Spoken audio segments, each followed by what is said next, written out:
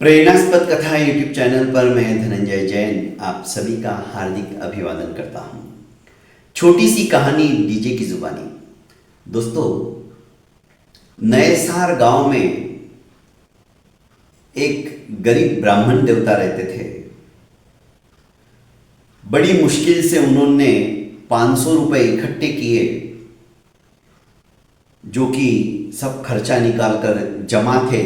पर सोचा मैं तो गरीब हूँ, कहाँ रखूँगा, किसी चोर ने चुरा लिया तो बेटी जब बड़ी होगी शादी के समय में क्या करूँगा।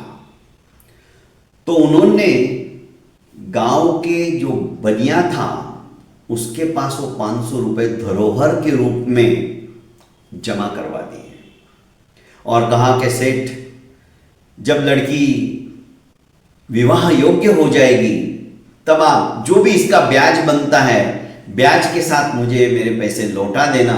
तब तक आप अपने व्यापार में इन्हें यूज कीजिए, वापर लीजिए। सेठ का वही धंधा था, वही बिजनेस था, ब्याज से पैसे लेना और देना। करीब 10-15 साल बाद जब ये लड़की जवान हुई, युवा अवस्था के अंदर आई, यौवन की दहलीज के ऊपर जब उसने अपना कदम रखा तो ब्राह्मण देवता को चिंता सताने लगी कि अब बेटी विवाह योग्य होगी, इसका अच्छी जगह विवाह संस्कार कर दिया जाए। पैसों की तो जरूरत थी, रिश्ता भी ढूंढना शुरू कर दिया था। और ब्राह्मण देवता सेठ के पास जाकर कहते कि बस 1-2 महीने में ही विवाह की तिथि आ रही है, एक जगह रिश्ता करीब करीब पक्का कर दिया है, तो पैसों की जरूरत पड़ेगी, तो मेरे 500 रुपए आज ब्याज सहित कितना होता है मुझे लौटा दीजिए। बनिए की नियत में फर्क आ गया था। उसने कहा, कौन से 500 रुपए, कब दिए थे तुमने, आ जाते मुंह उठा के। अब ब्राह्मण ने जब सेठ के मुंह से ये शब्द सुने, उनके तो पैरों तले जमीन खिसक गई। उसने सोचा ये तो बड़ा संकट आ गया, अब मैं क्या करूं, मेरी कौन सुनेगा। कईयों को उन्होंने कहा पर सेठ के आगे किसकी चलती, सब चुप रहे। आखिर ब्राह्मण देवता ने सोचा कि ऐसे तो बड़ी मुश्किल हो जाएगी। उन्होंने राजा के पास जाकर फरियाद की और सारी स्थिति राजा को बता दी। राजा ने कहा, अच्छा हुआ तुमने मुझे बता दिया, कल मैं उसी रास्ते से मेरी सवारी जाएगी, आप उस बनिए के दुकान के बाहर खड़े रहना। उन्होंने कहा ठीक है।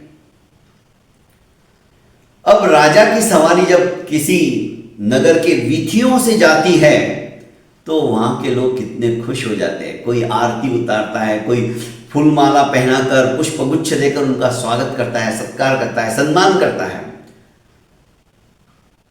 जैसे ही राजा की सवारी उस बनिए के दुकान के सामने आई, बनिया भी आरती का थाल सजाए हुए राजा का इंतजार कर रहा था। पर राजा ने जैसे ही उस ब्राह्मण देवता को देखा तो कहने लगे, अरे पंडित जी, आप यहां क्या खड़े हो, आओ आओ ऊपर बैठो, आप तो हमारे गुरु हो।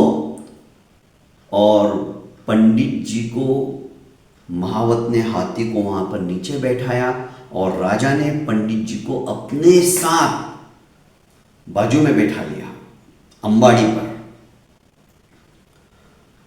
इसने भी, सेठ ने आरती वगैरह उतारी और राजा की सवारी आगे निकल गई। अब सेठ सोचने लगा, ये ब्राह्मण देवता तो राजा का यजमान है, राजा भी इनको अपने बाजू में बैठाता है। यदि इसने राजा के कानों में मेरे बारे में कुछ कह दिया तो मेरा तो जेल में जाऊंगा अलग और इज्जत का कचरा अलग हो जाएगा, नाक कट जाएगी। राजा ने भी दूसरी वीथी में जाने के बाद पंडित जी को हाथ जोड़कर कहा कि पंडित जी, मैंने तो मेरा काम कर दिया, अब आगे तुम्हारा भाग्य है। पंडित जी उतर गए। अब सेठ ने अपने मुनीम को दौड़ाया कि कहीं से भी उन पंडित जी को ढूंढ के लाओ। शाम को तो मुनीम जी पंडित जी के घर पहुंच गए और कहा कि आपको ससम्मान ले जाने के लिए मैं आया हूं। वो भी बग्गी लेकर आया था, बग्गी में बिठाया और सेठ के दुकान पे लेके आया। सेठ ने कहा कि पंडित जी, मैंने तुम्हारे जाने के बाद में मैंने बोल तो दिया, पर मैंने सोचा कि पंडित जी झूठ तो नहीं बोलेंगे। फिर मैंने पुराने सारे बही खाते ढूंढे, क्योंकि आज इतने 10-15 साल हो गए। पर आपकी बात सही है, आपने 500 रुपये दिया था और आज वो ब्याज सहित 10,000 रुपया हो गया है। ये आपके पैसे ले लीजिए और बेटियां, आपकी बेटी मेरी बेटी है, धूमधाम से उसका विवाह कीजिए। और हां, ये 1,000 रुपये मेरी तरफ से। इस तरह से ब्राह्मण देवता को इस बनिए ने 11,000 रुपये लौटा दिए, ब्याज सहित। ये चीज होती है।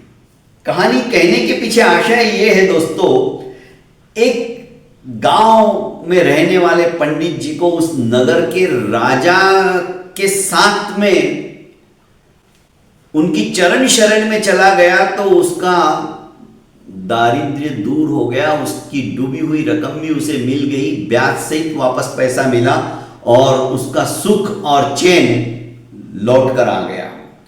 तो उस परम पिता परमेश्वर, जो कि संपूर्ण जगत का राजा है, यदि हम उसकी शरण में चले जाए तो हमारा तो जन्म जन्मांतरों का दारिद्र्य ही समाप्त हो जाएगा। बहुत बहुत धन्यवाद दोस्तों। प्रेरणास्पद कथाएं यूट्यूब चैनल को आपने लाइक, शेयर एवं सब्सक्राइब नहीं किया है तो कर लीजिए और ज़्यादा से ज़्यादा अपनों को शेयर कीजिए। प्रणाम।